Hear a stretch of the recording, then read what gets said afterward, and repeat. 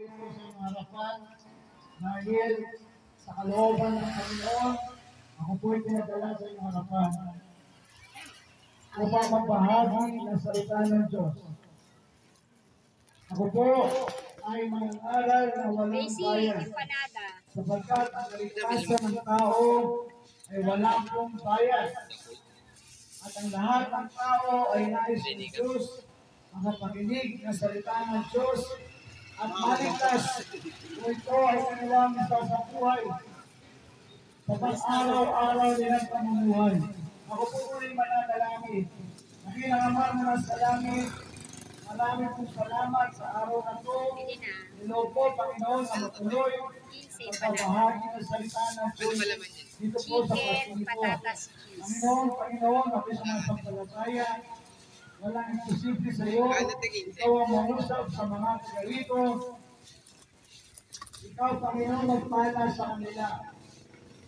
At anumang espiritu na hindi mula sa iyo, tinatapos ko mga espiritu ito, tinatapon kong pabalik sa hell. In Jesus' name, kinakalagyan ko ang Holy Spirit, ang balayang kumilos sa aming kalagitnaan.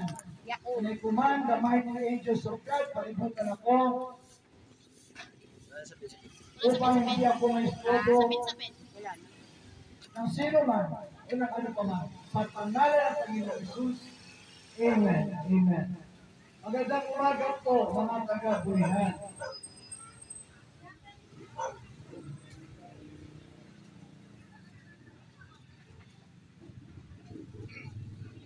Dito po sa road, kalimutan ko almusal ko nga palang malapit. Mateo 24. Hindi ako isa nito. 24, sabi ko, sa verse 3, ang sabi ko, at samantalang sila'y nakaupo sa bundok ng mga ulibo, ay nagsilapit sa kanya ng bukod ang mga alagad na nagsisimagsabi, sabihin mo sa amin, kailan mangyayari ang mga bagay na ito? At ano magiging tanda na yung pagparito at ng katapusan ng sanlibutan? So yung mga alagad ni Kristo, isang araw ay nagtanong kay Jesus sa Panginoong Jesucristo, anong mga palatandaan ng kanyang huling pagparito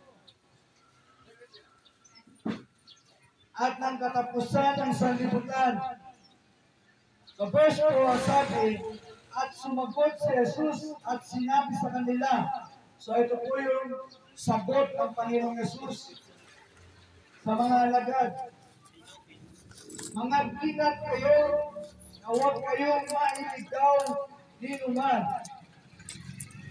So dito pinabanggit ng Panginoon na sa kanilang mga alagad at sa lahat ng mga nakikinig. Nung panahon iyon, hanggang sa panahon natin ngayon, sabi ng Panginoon, mga ingat kayo na huwag kayong mailigaw ni naman. So mula ng panahon ni Jesus, hanggang sa panahon natin ngayon, marami na po ang nailigaw. Marami na po ang nailigaw. Sapagkat hindi ang Panginoon ang kanilang pinakikinggan, hindi ang aral ng Panginoon ang kanilang sinusunod, at hindi at wala sa Bible ang kanilang mga sinusunod, mga taga-Bulihan. Simula pa noon hanggang ngayon, marami na pong nailigaw. Kapag ikaw ngayon ay ang pinaniniwalaan mo at ang sinusunod mo ay di nakaayon sa salita ng Diyos, isa ka doon sa nailigaw na binabanggit ng Bible. Ang salita ng Diyos ay katotohanan. Hindi po ito paligoy-ligoy. Ang salita ng Diyos ay direct to the point. Sasabihin sa iyo kung anong totoo.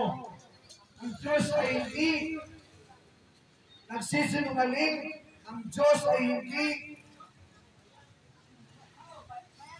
nagsasabi na para lang ikaw ay matuwa. Ang Diyos ay magsasabi kung ano ang totoo. At kapag ang Panginoon ay pawang katotohanan ng kanyang babanggitin, mga kapatid, ito po ay makakabuti sa atin. Sapagkat ang kaaway ng Diyos ay sinungaling, subalit ang ating Panginoon ay hindi kailanman at maaaring magsinungaling. Kaya po ang Diyos natin ay hindi sinungaling. Ang Diyos natin nagsasabi ng totoo. Mga bigat kayo na huwag kayong mainigaw, di naman. Kapag hindi ang salita ng Diyos ang sinusunod mo sa buhay mo, ikaw po ay nainigaw na. Yung po masakit na katotohanan, pero kailangan mong tanggapin. Ang tanging mong gagawin, magsisi ka sa Panginoon at tanggapin mo siya sa buhay mo bilang Panginoon tagapagligtas mo. Sapagkat, verse 5, sapagkat marami ang magsisiparito sa ating pangalan ng mga nagsasabi, ako ang Kristo, at ililigaw ang marami. Hindi po ba ngayon marami nang nagsilitaw ng Kristo? Marami na nagsasabi sila ang Kristo. At nainigaw lang marami, mga kapatid, isa lang ang Kristo, ang ating Panginoon, Yesu Kristo, isa lamang po siya. At siya ay minsan lang bumaba sa lupa. At siya bumalik sa Ama, sa kaharian ng Diyos.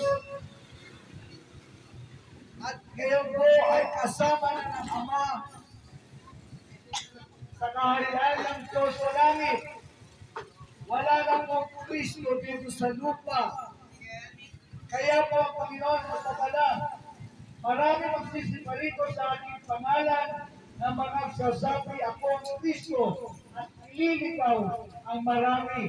Mga kapatid, kung hindi si Yesu Kristo ang iyong tagapagligtas, nailigaw ka na rin. Sapagkat isa lang ang Yesu Kristo, ang ating Panginoon, Jesus Christ. Yun lamang po ang Kristo. Siya lamang po ang tagapagligtas. Sapagkat ang ibig sabihin ng Kristo, the chosen one, the Savior. At siya lamang po ang nag-iisang Kristo, mga kapatid. Kung meron kang ibang Kristo na alam, Panginoon ay pagsisiyan mo. Sabihin mo, Panginoon, mainigaw ako, patawarin mo ako. Hindi ko alam kasi hindi ako nagpapasya ng salita ng Diyos. At sa tao ako nakikinig, mga kapatid. Huwag tayo sa tao makikinig. Sa Diyos tayo makikinig.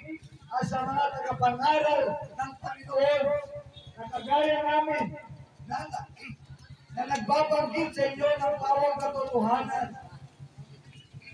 Sapagkat hindi po kami maaaring magbanggit sa inyo ng kasinungalingan, kundi bawang katotohanan lamang. Sa verse 6, ang sabi sa Mateo 24:6, at mga kakarinig kayo ng mga digmaan at mga alingaw-ngaw ng mga digmaan. Mga tagabulihan, ang sabi po ng salita ng Diyos, makakarinig kayo ng mga digmaan. Mga kapatid, gayon po, magbukas ka lang ng social media, magbukas ka lang ng mga foreign news, makikita mo na yung pinabanggit na salita ng Diyos ngayon.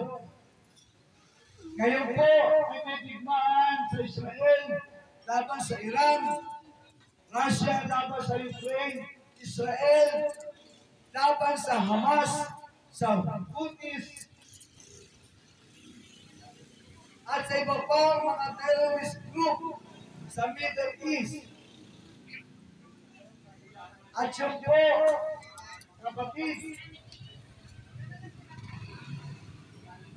ay nag-uumpisa at lumalala. Mga kapatid, hindi po yan matatapos, kundi yan po ay pasimula pa lamang. Kaya ako po ito binabanggit sa inyo mga taga-buyan para alam po ninyo na tayo po ay nasa mga huling araw na at ang Panginoong Jesus ay muling babalik. Babalik siya muli. Kaya nga tinanong sa mga alagad, ano po ang palatandaan ng Panginoon ng muli mong pagparito at ng katapusan ng sanlibutan.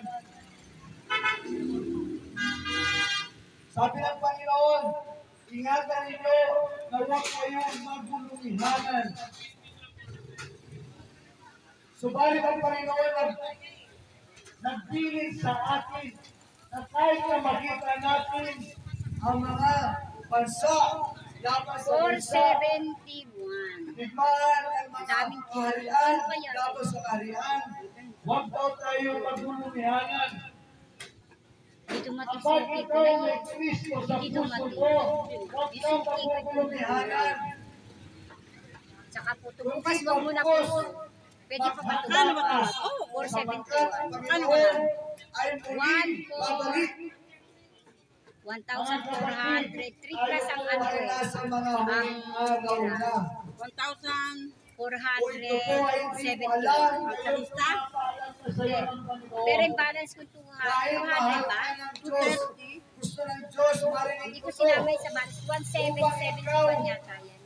ay mahanda sa muling pagparito ng Panginoong Jesus. Jesus is coming very soon. Mga taga-buyan, magsigising po tayo. Jesus is coming very, very, very soon. Sa totoo lamang po mga kapatid, ito po ay posible na mangyari anytime. Anytime po. Nabono ko yung 16 na. Kaya po sabi dito, huwag kayong magulumihanan.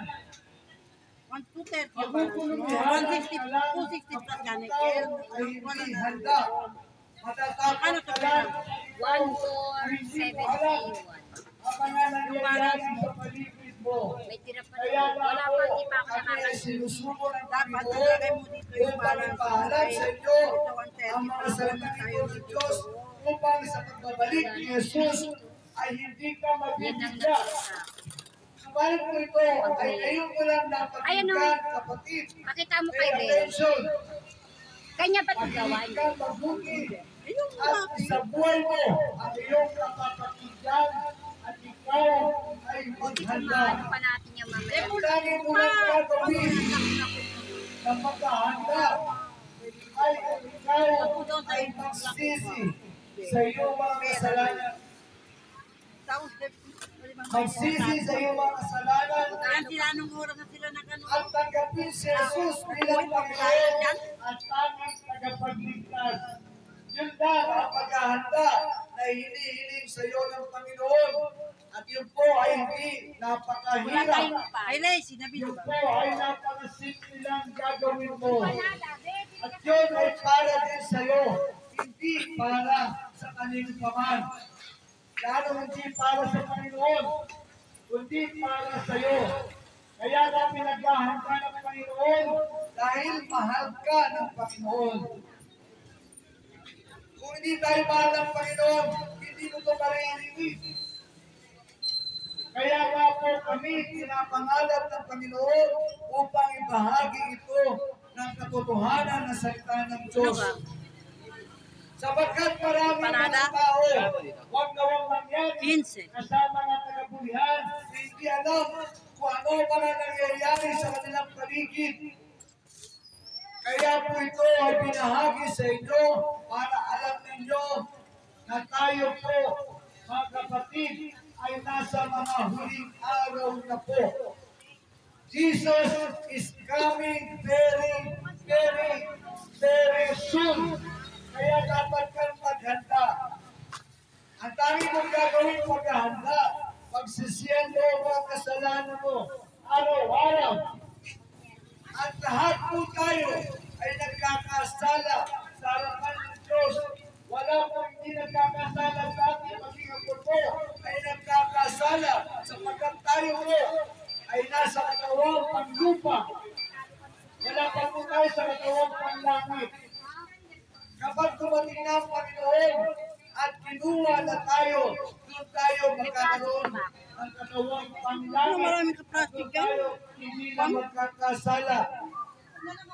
Subalit kayo pa lang, wala ka pa sa katawang panglangit. Kaya naman, tayo po ay nagkakasala. Kaya normal lang, ikaw ay humingi ng tawad. At huwag mong isipin, na ikaw lang ang nagkakasala.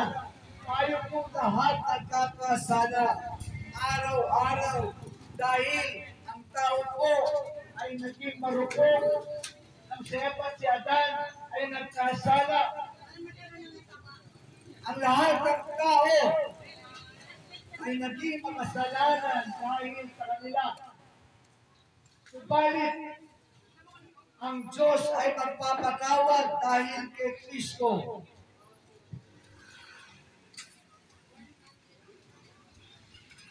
Sapagkat kinakailangan ito'y mangyari, dapat hindi pa ang wakas. So ito po ay paumpisa pa lamang yung mga narinig natin at nakikita natin na mga balita ng digmaan sa TV, kapatid, yan po ay umpisa pa lamang. Kaya po, tayo po ay apektado ng mga digmaan sapagkat magtataasan ng mga bilihin, magtataasan ng puno, magtataasan ng mga pamilyan sa mga paligid kagaya nito. Kapatid, tayo po ay lahat apektado. Mayaman man o mahirap ay apektado ng mga nangyayari ngayon sa Middle East na digmaan. At yun po ay paumpisa pa lamang. Kaya po tayo po ay maghanda. Unang-una sa spiritual. Magsisi tayo sa ating mga kasalanan. Araw-araw, oras-oras. Magsisiyan mo lang ang kasalanan mo, kapatid. At walang isang kapit sa atin. Lahat tayo nagkakasala. So ano? Ikakahiya mo. Lahat naman tayo nagkakasala. Ang tayo lang nais ng Diyos, pag ikaw ay nagkasala, magsisi ka. Magsisiyan mo to, hindi mo ng tawad sa Diyos ang lahat ng mga kasalanan ko. Magpakumbaba ka sa Diyos. Ang nakakamultot lang, ang mga tao, imbis na magpakumbaba sa Diyos, nananagpilan pa sa Diyos at sinasabi niya, Panginoon, kaya ako nagkasala tayo sa iyo. Kaya ako nagkasala tayo sa Kanya. Sinukso niya ako.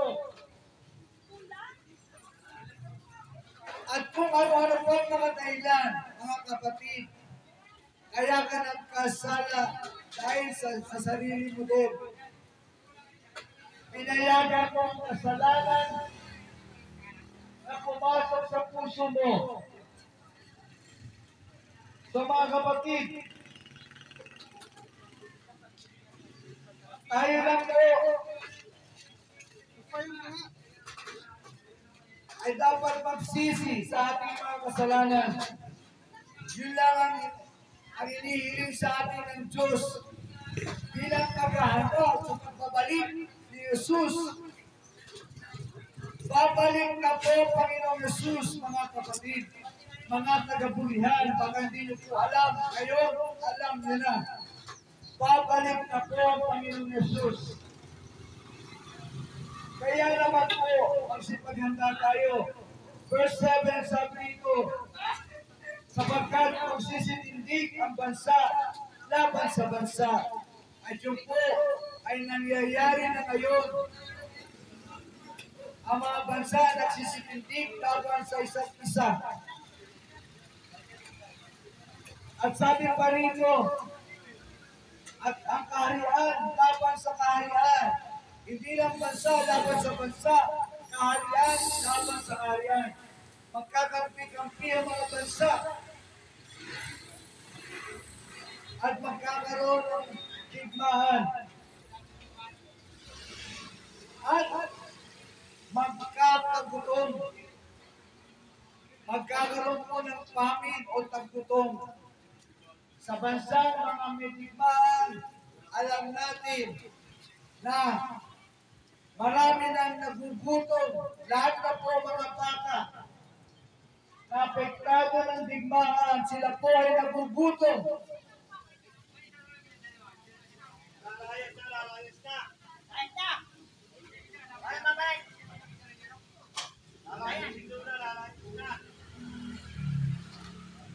At lilingkod sa iba't ibang dako. Magkakaroon ng kagutom at magkakaroon ng mga lingkod. Ang gutom po, ang kagutuman ay mararanasan na ngayon sa buong mundo. Huwag na huwag mangyari sa Pilipinas, maranasan natin ito mga kapatid. Sa totoo lamang po, lahat ay apektado nito. Ito po ay kaalahan sa buhay ng tao sa panahon natin ngayon. Nagkataon, ito po ay sa panahon natin ngayon nangyayari sapagkat tayo na po ay nasa mga huling araw na po. Magkakaroon ng kagutuman at lilindol sa iba't ibang dako. Huwag na huwag mangyari na matuloy yung the big one sa bansang Pilipinas. At tayo po ay apektado nito. At ang People's Justice nagsasabi, maraming mamamatay kapag nangyari ang mga bagay na ito. Huwag na huwag mangyari ito, kapatid, sa Pilipinas. Kaya tayo po ay mag-pray, maghanda. Una sa sarili mo, sa pamilya mo, para hindi ka mapektuhan ng mga pinabanggit na ito sa salita ng Diyos. Una, yung digmaan. Pangalawa, yung kagutom. Pangatlo, yung mga lindol. Para hindi ka mapektuhan, ikaw at ang pamilya mo ay humingi ng tawad sa Panginoon. Ihingi mo ng tawad ang kasalanan ng sarili mo Luto ka na at bukas. ng Ano yun? pamilya mo. Ayun, nagluto ka na.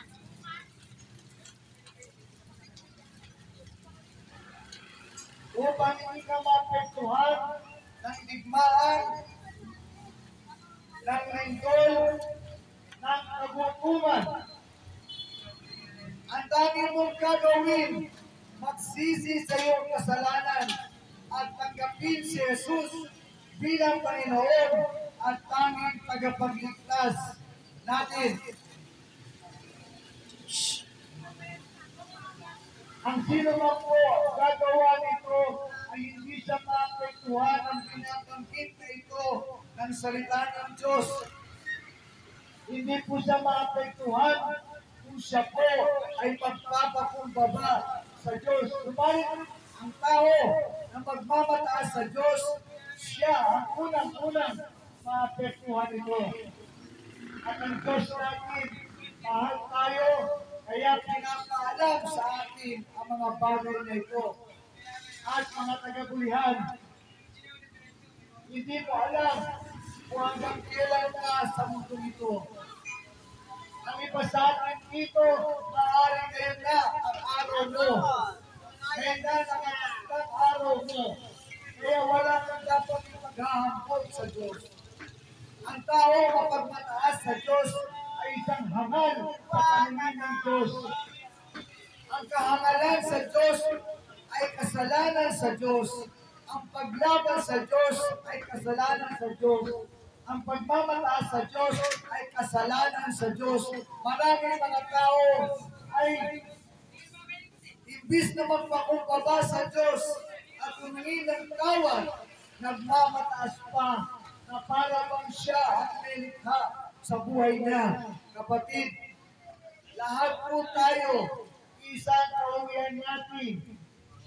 Ang langit o ang impyerno, marami ang sinasabi sa salita ng Diyos, marami lumalakad sa maluwag na daan.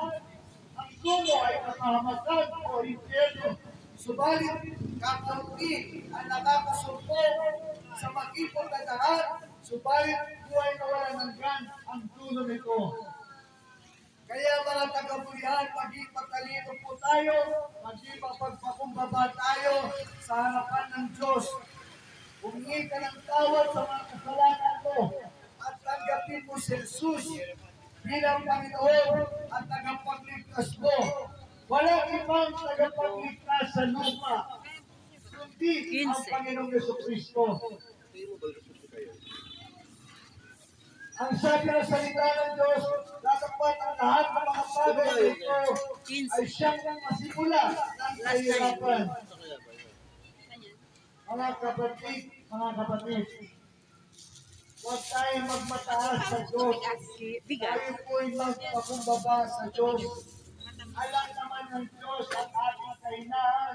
Alam ng Diyos, kaya nga tayo tinutulungan ng Diyos.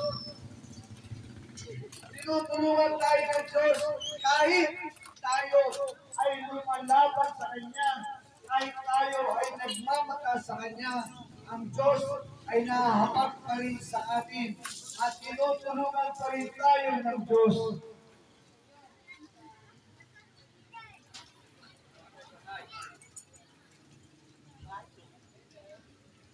Sapagkat kayo na lamang ang pagsinta ng Diyos sa sanglibutan, na ibinigay niya ang kanyang bugtong na anak. Ang bugtong na anak ay si Jesus Christ. Wala na pong iba. Hindi si San Pablo, hindi si San Pedro, hindi si Mateo, hindi si Marcos, hindi si Santiago, hindi si Juan, hindi si Maria. Si Jesus Christ ang tagapagligtas, ang bugtong na anak ng Diyos.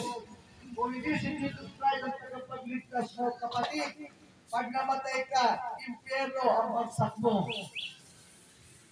Yung pong katotohanan na mahirap tanggapin ng iba kasi nadaya sila ng Diablo. Kapatid, si Jesus Christ ang anak ng Diyos. Wala na pong iba. Wala na pong ibang anak ang Diyos Ama, kundi si Jesus Christ. At si Jesus Christ ang pinadala ng Ama upang pagligtas sa tao. Wala na pong iba. Upang ang sino man sa kanya sumampalataya ay huwag magpahamak, kundi magkaroon ng buhay na walang hanggan. Ano po ito? Ang sino man po sasampalataya kay Jesus Christ ay hindi mapapahamak. Ibig sabihin, sa buhay na ito at sa buhay after life here on earth, hindi siya mapapahamak kapag siya ay sasampalataya sa Panginoong Jesucristo. Hanggat buhay na siya, mga kagabulian, huwag nating isipin na tayo po ay patatawarin pa pag tayo po ay namatay na. Hindi po. Tayo po, ang kapatawaran po ay dapat hinihingi ng tao kung siya'y buhay pa. Pag namatay na siya, wala na siyang pagkakataon, maligtas o makahingi ng tawad. Ang paghingi ng tawad ng tao ay ngayong buhay pa siya. Pag namatay na siya, wala na siyang chance humingi ng tawad at patawarin ng Diyos. At tatawarin ka ng Diyos kapag ikaw, nung buhay ka pa, ay humingi ka ng tawad sa Diyos. Mga kapatid, huwag mo isipin na walang kapatawaran ang iyong mga kasalanan. Ang ating mga kasalanan, gano'n man karumi, gano'n man kalaki, gano'n man karami, ay kayang patawarin ng Panginoon, ng ating Amang nasa langit. Ang tanging mo lang gagawin, magpakumbaba, humingi ng tawad sa Diyos. Huwag tayo magmataas sa Diyos. Sapagkat ikaw ay halaman ng Diyos. Hindi ikaw ang lumikha. Huwag kang hambog sa paningin ng Diyos. Huwag kang mangmang sa paningin ng Diyos. Magpakumbaba ka sa harapan ng Diyos. Ang sabi ng salita ng Diyos, ang nagmamataas sa Diyos ay kanyang ibabagsak. Ang nagpapakumbaba sa Diyos ay kanyang itataas. Kaya piliin natin ang magpakumbaba upang tayo itaas ng Panginoon kaysa magmataas at ibabagsak ka ng Diyos sa huli. Sapagkat sinugo ng Diyos ang anak sa sanglibutan upang hagulan ang sanglibutan, hindi upang hagulan. Sapagkat hindi sinugo ng Diyos ang anak sa sanglibutan upang hagulan ang sanglibutan, kundi upang ang sanglibutan ay maligtas sa pamamagitan niya. Tayo daw po ay sinugo, ang anak daw po ng Diyos ay sinugo upang tayo ay maligtas. Hindi upang tayo ipahama. Ipa-adobo mo sa kanina.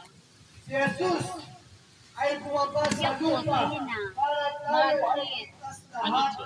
Wala po exempted. Walang kamuting ka. Ang kamote ko ito na nakasama sa kahit. Yung isang nabili na, pati isang photo. Ano to? Kamuting ka, o hindi. Sarap yan. May palaman. Mura. ng Diyos. At ang Diyos pag nagpatawad ay wagas. At hindi na po pinabalikan pa. Kapag ang Diyos magpatawad, lahat po ay kanyang patatawarin. Malakit po. Malakit lang. Kasalanan ay kaya Wala na, ubos na. patawarin ng Diyos. Ang kamote lang na, ay, ito pala sa kanya. Magjojombang ako nito. Yan, masarap. Masarap kasi kamuting ka. Walang kamote ka. Ang Diyos po ay handang magpatawad sa atin. Ikaw lang ang hinahantay ng Diyos na lumapit sa Kanya. 20 sila para sa At iyo. ang tao walang relasyon Dalawa, sa Diyos, 25. walang Dalawa, relasyon 25. kay Jesus Christ, Kasi yan, ay walang gusto ko kamuting tao doon sa may simenteryo. kaharian May ng Diyos. nagtitinda doon kami nagtatampay sa bahay ni Beth. Ang panaw niya dito sa mundo. Binuha mo ba yung 50? Ha? Maraming Kasi mga Oo, yung 50 binilihan dito, photo, pati yung niluwang isa. hindi man lang humihingi ng tawad sa Diyos. 168. Ano, masarap yung pandon? Ang ginagawa. Yung kamunsunong kamote? Maria ko. Namatay Masarap ang sa kamote kasalanan. doon? Ang sabi Masarap? ng salita ng Yung Diyos, kamote? for all have sinned and fall short of the Ako glory of mabukas. God. O, Lahat daw 168. po Ako tayo mabukas? nagkasala Si Nene na? at nagkakasala Sa sa biyernes Diyos. pa siya. Kayo pa bukas. So, nung masama kung ikaw Maria. sa kumbaba, at kung O, bali isang empanada na. Ilan ba? Isa, at kung dalawa? ilang awat sa Ilan ba? Isa lang. masama doon, 15. yung po Ano, bali 13, tapos isang Diyos 168. ay Binigay ko nagkukuha sa'yo. ang Plus mo. tao. Ay Ano, nilupa kayo, 15. Imbis na nagmamataas. At siya po ay 13 empanada na ubos. sa kanyang Tapos isang buti pa mo nito. O, 15. Ay, kulang 3 pala yung 12 lang nilagay ko. 3. Ang sumasampalataya sa kanya ay hindi inaatulan. Sinabi ko sa'yo, benta ka. Ang tao-tao na sasampalataya sa Panginoong Jesus ay hindi aatulan ng Diyos. Subalit, ang tao-tao na hindi sasampalataya sa kanya, dito pa lang sa lupa ay hahapulan na siya ng Diyos. Kaya marami yung mga tao na hirap. Mabuti na ubusan pa. Sabi ko sa'yo, Siya ay nasa Ito ka muna na, ibibigay ko yung lugaw. wala ka na. sa Diyos dahil siya ay namumuhay sa kasalanan. Kapatid, kahit gaano kahirap ang buhay, kapag ikaw Wala na yun doon. ay may Kristo, Sasabi ko na kapatid, sa ano yun. ikaw ay sasagana. Ang tanging mo lang Wala na ba akong gagawin, plastic? pagsisi sa iyong kasalanan, Maraming plastic. Oh, ito pala. Ano man to? Kung nais mo na mapagpala sa mahirap nating kalagayan sa mundo. Ang hindi sumasampalataya ay hinatulan na sapagkat hindi siya sumasampalataya sa pangalan ng bugtong na anak ng Daisy, Diyos. empanada.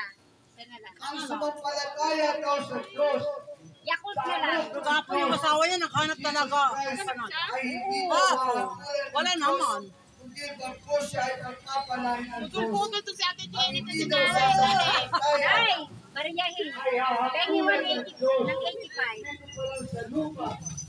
Lalo na Naimusod ka dyan, di makita si Pastor. Nakabidyo tayo, nakabidyo. tao. Ay! Sa kanya yan. At ito ang kahatulan na naparito ang ilaw sa 85. sanlibutan 85 na lang. at inibig pa ng mga tao ang Empanada. kaysa sa ilaw sapagkat masasama ang kanilang mga gawa. Ang taong daw po ay mas pinipili ang kadiliman kaysa ang kaliwanagan. Ang kapayapaan, mas pinipili ang kalipaan kaysa ang kapayapaan. Jenny. Kasalanan kaysa ang kabanalan. Yung foundation ng tao. Dalang piso. Jenny. At tayo yung lahat ay hindi mababago kung hindi mo Wait lang, papapasin si bibigyan lang. Jesus Oh, takot na. at hindi mo siya tatanggapin bilang Panginoon at tanging tagapagligtas mo. Naparito daw ang ilaw, subalit pinusupa ng tao ang kadiliman, kaya siya ay hahatulan ng Diyos. Ang tao, mas gusto pa yung kasalanan, yung karumihan, yung mga kadiliman, kaysa pa daw sa kaliwanagan, kaysa sa kabanalan. Kaya ang tao ay hahatulan ng Diyos. Subalit tayo sa Panginoong Yesus na napako sa krus. Ang Ama ay nahabag sa atin. Subalit kailangan mo sumampalataya doon sa napako sa krus. Doon sa nagbubo ng tubo, sa krus ng Kalbaryo. Kailangan mo sumampalataya sa Kanya. Kung nais mo mapatawad ka ng Diyos, at kung nais mo pagharian ka ng Diyos. Sapagkat ang bawat isa na gumagawa ng masama ay napupuhot sa ilaw. At hindi lumalapit sa ilaw upang huwag masaway ang ganyang mga gawa. Mga kapatid, hindi ka ba napatakot sa mga likod mong gawa? Akala mo ba habang buhay lang itong gawa mo? Kapatid, may hangganan ang buhay ng tao. May hangganan ang ginagawa natin kalupitan, ang ginagawa natin kasalanan. May hangganan po yan at may kaparusahan sa Diyos. Kaya, kung narinig mo ang salitang ito ng Diyos, ikaw ay magpakumbaba na agad-agad. As soon as possible, magpakumbaba ka sa Diyos at tanggapin mo si Jesus bilang Panginoon at tagapagligtas mo. At alam nyo ba, mga tagabulihan, na si Jesus ay babalik na. At si Jesus ay babalik sa tinatawag na rapture of the church o yung pag-agaw. Si Jesus ay babalik sa rapture of the church. Doon po siya mananatiling sa ulap, sa alapaap, at pupunin niya ang mga merong relasyon sa kanya dito sa lupa. Sila na lang pakumbaba at humingi ng tawad at tinanggap si Jesus bilang Panginoon na magpagligtas. Sa pagbabalik ni Jesus sa rapture of the church, sila po ay kukunin ni Jesus. Lalo na po yung mga bata. Yung mga bata inosente na hindi pa alam ang tama at mali. Sila po lahat ay kukunin ng Panginoong Jesus. Maging yung mga sanggol na nasa sinapupunan ng kanilang mga nanay, mawawala po sila. Sapagkat sa pagbabalik ni Jesus, lahat ng mga inosenteng bata, lahat ng mga sumampalataya sa Kanya, tinanggap siya bilang Panginoon tagapagligtas, ay kukunin ng Panginoong Jesus sa kanyang muling pagbabalik. sa rapture of the church. Ito po ay totoo at ito po ay mangyayari, mga tagabulihan. At pagkatapos po ng rapture of the church, imagine mo, gaano kagulo ang mundong ito sapagkat wala na ang Holy Spirit sa mundong ibabaw. Maghahari na si Satanas sa lupa. At yun ay napakagulo. Kaya kapatid, huwag mo nasahin maiwan sa rapture of the church.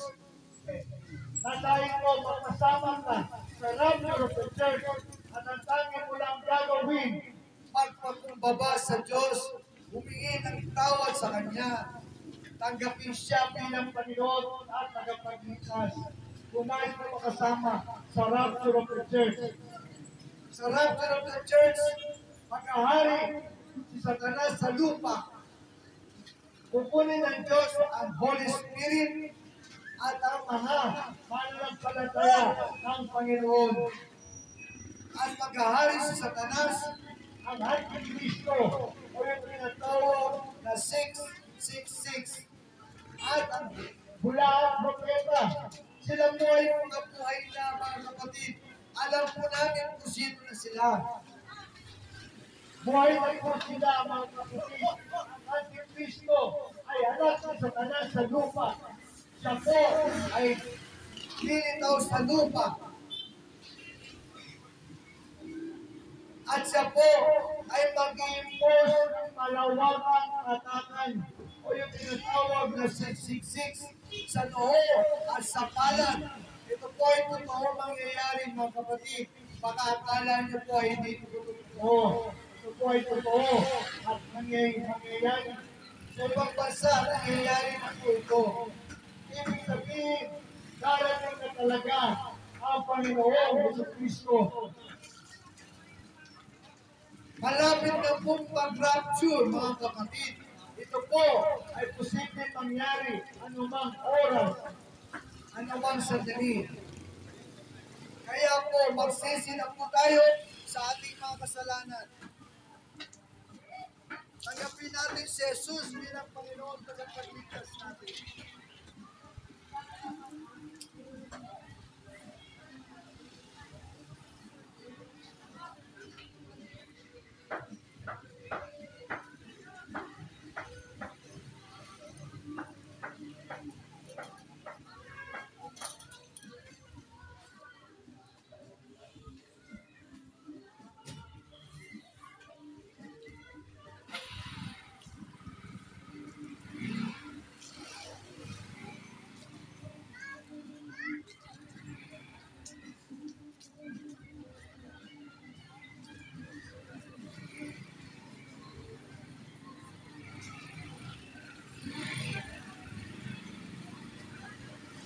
Praise God. Praise God, praise God. Ako po'y mananalangin na lamang mga kapatid para sa inyong lahat sapagkat tapos na po ang aking oras. Ako po'y mananalangin na lamang po. Dalangin ko po ang mga tagabulihan, tawa, ang mga tagabulihan, Panginoon ay maligtas at tumukod sa iyong mga salita. Salamat, Panginoon. Magpalayan mo silang lahat, ligtas mo silang lahat, at ihanda mo silang lahat sa pagbabalik ng Panginoong Jesus. In Jesus' name, Amen. Amen. Salamat po mga tagapulihan.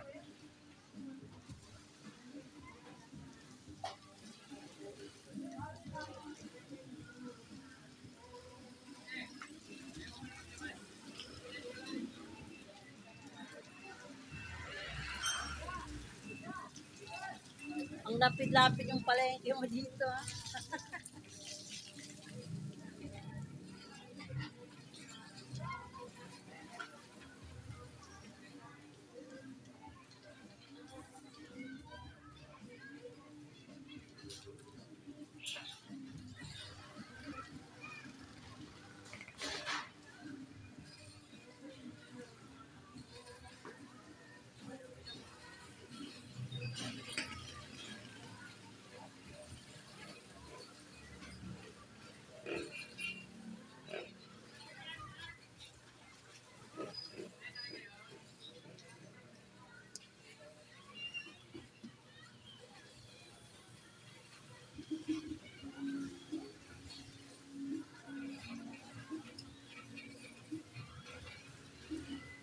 po si sister?